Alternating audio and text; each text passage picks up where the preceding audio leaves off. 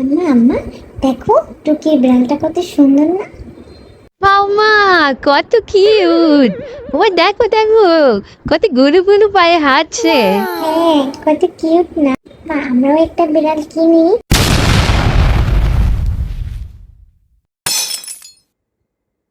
কি?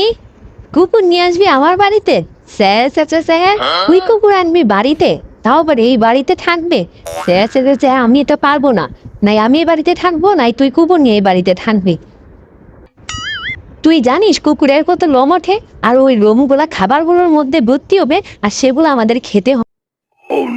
তারপর ওই কুকুর এই বাড়িতেই থাকবে, এই বাড়িতেই খাবে, এখানে ওখানে পটি করবে, আর সেইগুলো আমাকে ধুতে হবে। ছোটবেলায় তোর পটি হাগু মাগু ধরছি, এখন ওই বিড়ালের পটি মটি আমাকে দুধ। আর তুই জানিস বিড়াল বাড়িতে থাকলে কোনো মেহমানও বাড়িতে আসতে চায় না। আর বিড়ালের কত খরচ জানিস? বিড়ালের আলাদা শ্যাম্পু, বিড়ালের আলাদা সাবান, তার খাবার, তার বিস্কুট, সব যত খরচ। আমি পারতেছি না তোর খরচ চালাইতে, আইসি বিড়ালের খরচ। তোর যদি বেশি দরদ লাগে তাহলে রাতের বিড়ালদের সাথে থাক যা।